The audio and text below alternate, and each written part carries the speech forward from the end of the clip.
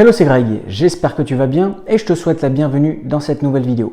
Si tu viens de me découvrir, à travers cette chaîne, je te partage des conseils, des astuces et des stratégies pour que tu puisses te lancer dans l'achat-revente de biens immobiliers. Donc, si ce sujet t'intéresse, n'hésite pas à t'abonner à la chaîne. Alors aujourd'hui, on va parler négociation. Quand tu vas te lancer dans l'achat-revente de biens immobiliers, la négociation est vraiment un point qu'il va falloir maîtriser. Là, par exemple, je suis situé dans un de mes derniers projets. En fait, j'ai fait l'acquisition d'un ensemble immobilier de plusieurs appartements et là, je suis situé dans un des appartements. Je te montrerai quelques petites images pour que tu vois à quoi ça ressemble. C'est un 50 mètres carrés, 54 mètres carrés, il y a 3 pièces. Il y a une grande chambre, un salon, une salle de bain et on va dire une petite chambre ou un bureau, à voir comment on veut faire la chose. Mais dans tous les cas, ça fait plus de 9 mètres carrés, donc ça peut être considéré comme une chambre.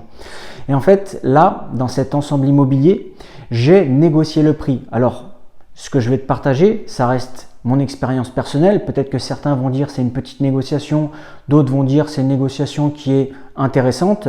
Dans tous les cas, quand tu vas faire de l'achat-revente de biens immobiliers, il faudra que tu prennes l'habitude de négocier. Alors parfois, quand tu vas tomber sur une anomalie de marché, il se peut que en fait, tu n'aies pas besoin de négocier, tu te positionnes directement au prix parce que si le bien il est vraiment déjà très intéressant et que quand tu fais tes calculs de rentabilité, tu vois que tu peux dégager une marge, n'essayons pas de trop négocier le prix. Des fois, on peut se positionner directement. Là, en l'occurrence, dans cet ensemble immobilier qui est composé de 3 appartements, j'ai fait une négociation. Et en fait, la négociation que j'ai faite, elle a été très simple. Et en gros, j'ai fait une baisse de moins 47 000 euros. C'est-à-dire que à la base, l'ensemble immobilier, il était en vente à 400 000 euros. Et encore, si je te reprends un petit peu l'historique, à la base, vraiment, le bien, il était en vente 420 000 euros. Il a été retiré du marché parce qu'il y a une personne qui n'a pas eu son financement. Il a été remis sur le marché quelques mois après. Après, moi, vu que je surveille régulièrement ce qui arrive et ce qui part au niveau des annonces, je l'ai vu tout de suite. J'ai vu que ce bien-là, je l'avais déjà visité et qu'en plus, il n'était pas au même prix que je l'avais déjà visité. Donc, j'ai repris contact avec le mandataire qui avait remis le bien en vente. Et en fait, le bien, il était remis en vente à 400 000 euros. Je te mettrai une petite image ici pour que tu vois. Et le bien en plus, je ne l'ai pas trouvé à travers mon réseau, je l'ai trouvé uniquement sur Se Loger. Donc, par exemple, toi, comme quelqu'un d'autre, aurait pu également tomber sur ce type d'annonce-là. Après, comment j'ai fait pour négocier? Alors, des techniques de négociation, il en existe plusieurs dizaines. Et en fait, à la base, quand tu vas vouloir négocier, il faut que tu analyses 2 choses. Déjà, la première chose, c'est tu vas analyser le vendeur. Tu vas voir un petit peu la situation du vendeur, est-ce qu'il est ouvert ou pas à la négociation.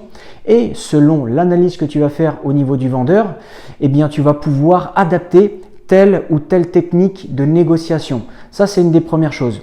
Alors, en fait, comment est-ce que j'ai fait, moi, personnellement, pour pouvoir négocier ce bien-là et enlever moins 47 000 euros sur le prix de base en posant juste une question? Eh bien, en fait, c'est très simple. Quand tu vas discuter avec l'agent immobilier, tu vas sonder un petit peu le terrain.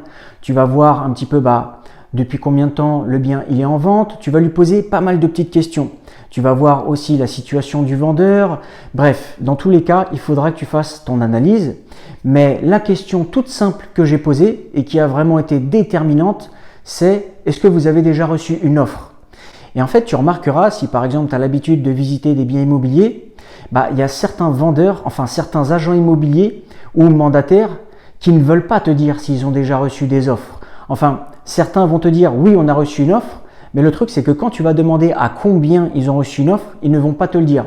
Certains vont te dire non, je ne peux pas vous divulguer cette information, ça reste privé et c'est tout à fait normal parce qu'en fait, s'il te dit l'offre qu'il a reçue et que l'offre elle est largement en dessous du prix initial, toi qu'est-ce que tu vas faire? Soit tu vas t'aligner à cette offre-là, ou soit peut-être tu vas proposer 1000 ou 2000 euros de plus. Mais dans tous les cas, tu vas proposer une offre qui est largement en dessous du prix. Et en fait, c'est ce que j'ai fait. Quand j'ai discuté avec le mandataire, je lui ai tout simplement demandé « Est-ce que vous avez déjà reçu une offre et à combien vous avez reçu une offre ?» Et là, en fait, vu que j'avais déjà visité, que j'avais bien discuté avec lui, il me l'a dit tout simplement. Il m'a dit « Nous, on a reçu une offre à 350 000 euros. Et à la base, il était à 400 000 euros, je te rappelle. Et en fait, moi, je me suis dit, ok, ce bien-là, il est intéressant. J'avais déjà fait mes calculs de rentabilité au préalable. Et en plus, moi, je savais à combien il fallait que je me positionne. Et c'était à peu près le même prix. Donc, je me suis dit, là, en fait, pour que le bien il penche dans ma balance pour vraiment que le vendeur il choisisse, on va dire entre guillemets, plus mon profil que l'autre profil, car en fait l'autre profil c'était aussi un investisseur. Alors lui il faisait quelque chose de différent, c'était plus du locatif. Moi c'est surtout pour faire un achat-revente. Donc je me suis dit ok, ce que je vais faire c'est que je vais proposer légèrement au-dessus. On va voir si ça passe. Je vais faire en sorte de rassurer au maximum le vendeur et l'agent immobilier pour lui faire comprendre que moi de mon côté, si je dois financer le bien, c'est pas un problème. Si je dois obtenir un financement, c'est pas non plus un problème. D'ailleurs, je te ferai une vidéo spéciale à ce sujet ou comment on fait pour vraiment rassurer un vendeur et comment rassurer un mandataire ou un agent immobilier pour qu'il choisisse plus ton dossier qu'un autre. Donc n'hésite pas à t'abonner à la chaîne, c'est une vidéo qui sortira là dans les prochaines semaines. Et en fait, moi je lui ai fait comprendre que de mon côté le financement c'était pas un problème parce qu'en fait il voulait vraiment que le prochain acquéreur qui se positionne sur le bien ait absolument son financement. Il avait déjà eu un refus une première fois, il voulait pas que ça recommence une deuxième fois. Donc moi qu'est-ce que j'ai fait? J'ai fait une offre tout simplement à 353 000 euros. Donc tu vois légèrement au-dessus, j'ai rajouté 3 000 euros de plus que l'autre personne qui a voulu se positionner. Et j'ai fait en sorte, comme je te l'ai dit, de rassurer un maximum le vendeur, de rassurer aussi un maximum l'agent immobilier pour lui faire comprendre que moi de mon côté, le financement, ça n'allait pas être un problème. Je pouvais avoir un financement. Et au final, le vendeur a choisi mon profil plutôt que l'autre profil. Et au final, j'ai pas eu besoin vraiment de batailler pour pouvoir négocier le prix. Et c'est ça qui est vraiment intéressant. Des fois, quand tu discutes bien avec les agents immobiliers, des fois, il y en a qui vont te dire, OK, nous, on a reçu une offre à tant d'euros. Vous pouvez soit vous positionner au même prix ou soit vous faites une offre un petit peu plus au-dessus et normalement, ça va passer. Là, en l'occurrence, je me suis positionné à 353. Le bien, il était en vente à 400 à la base. Et au final, en posant juste une question toute simple, j'ai juste fait une négociation de moins 47 000 euros. Donc toi aussi, tu peux faire ce type de négociation-là. Je remarque que plus je suis sur le terrain, plus je côtoie des agents immobiliers et des mandataires, et plus je vois qu'en fait, les négociations, c'est pas si difficile que ça. Il faut tout simplement oser faire une négociation, oser proposer un prix qui est en dessous du prix affiché, et après tu verras. Comme je dis, dans tous les cas, nous, quand on fait de l'achat-revente de biens immobiliers, on va voir un prix de départ, d'accord? On va voir le prix affiché, on va faire nos calculs de rentabilité. On va se dire, ok, nous, quand on veut se positionner sur le bien, pour que ce soit intéressant, pour que ce soit rentable, il faut qu'on l'achète à maximum tel ou tel prix. Donc toi, ce que tu vas faire, c'est que tu vas essayer de négocier.